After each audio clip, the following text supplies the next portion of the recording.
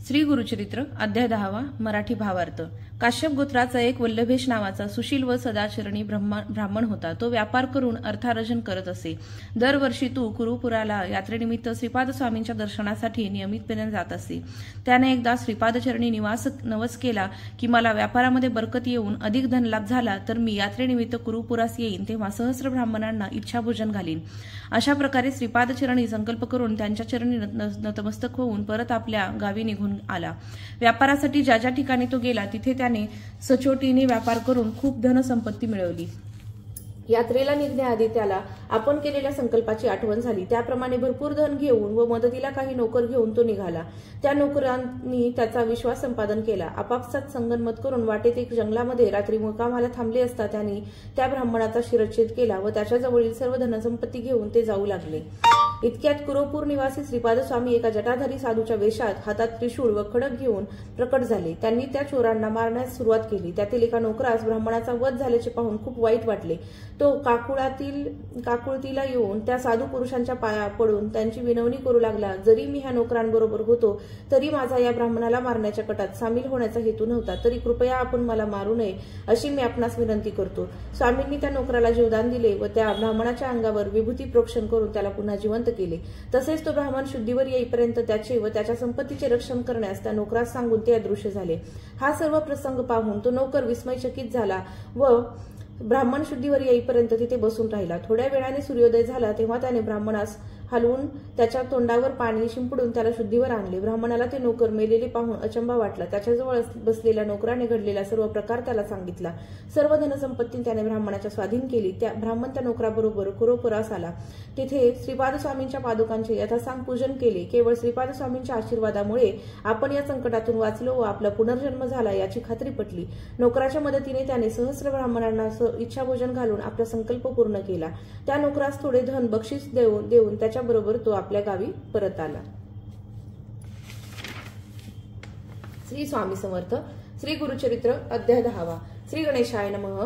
ऐकुनी सिद्धाचे वचन नामधारक विनविजान कुरुपुरीचे महिमान केवी झाले म्हणत असे। म्हणसी श्रीपाद नाही गेले अनेक अवतार झाले विस्तार करून या सगळे निरोपावे म्हणत असे।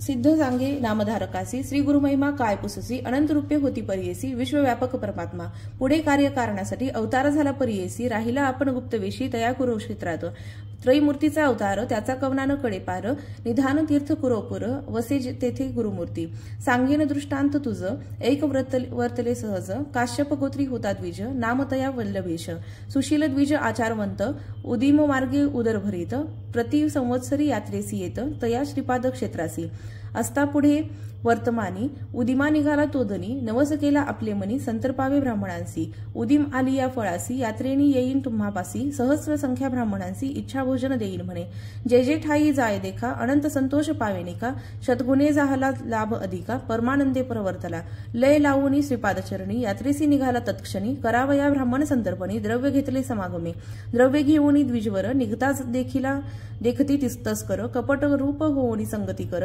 तेही तस्कर निघाले 2-3 दिवसावरी तस्कर आले संगीकारी एके दिवशी मार्गी रात्री जात होते मार्गस्थ संधी साधून मार्गेसी तस्करी मारले द्विजासी शिरछेदोनी परियेसी द्रव्य घेतले सगळीक भक्तजनांचा कैवारी श्रीपादराव कुरुपुरी पावला त्वरित वेशधारी जटामंडित भस्मांगी त्रिशूळ खडग येरे हाती उभा ठेला तस्कराम पुढती वदिता झाला तस्कराम वरती त्रिशूळे करुणी तयवेळी समस्त तस्करांसी मारिता तस्कर एक विनविता कृपाळुवा जगन्नाथा निरपराधी आपण असे नेने याते वधतील म्हणून आलो आपण संगी होऊन तू सर्वोत्तमा जानसी गुण विश्वाची मनीसी वासना ऐकुणी तस्कराची विनंती श्रीपाद त्या ते बोलाविती हाती देऊनी या विभूती प्रोक्षी म्हणती विप्रावरी मान लावूनी तयावेळी मंत्रोणी लाविती विभूती गळा सजीव झाला तत्काळा एक वत्सा एक चित्ते इतुके वर्तता परियेसी उदय जाहला दिनकरासी श्रीपाद झाली अदृश्यसी राहिला तस्कर विप्राजवळी विप्र पुसे तस्करासी म्हणे तुका माते धरिलीसी कवने वधिले या मनुष्यांसी म्हणून पुसे तयावेळी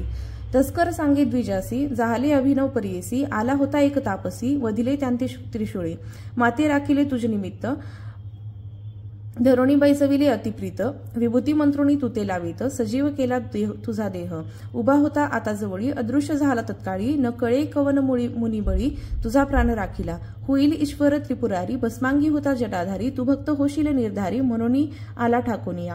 ऐकूनी तस्कराचे वचन, विश्वासला तो ब्राह्मण, तस्कराजवळील द्रव्य घेऊन गेला यात्रेसी कुरोपुरा, नानापुरी पूजा करी, ब्राह्मण भोजन सहस्रचारी, अनंत भक्ती प्रीती करी, पूजा करी श्रीपाद गुरु पादुकांची. ऐसे अनेक भक्तजन सेवा करीती श्रीपाद स्थान, कुरोपूर प्रख्यात जान, अपार महिमा परियेसा.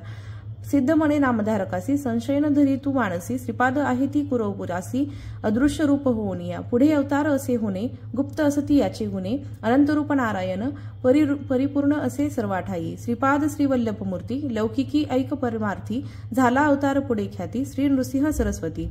इति श्री गुरुचरित्रामृते परम कथा कल्पतरो श्री नृसिंह सरस्वत्योपाख्याने सिद्धनामधारक संवादे कुरोपुर क्षेत्र महिमावर्णम नाम दशमोध्यायः.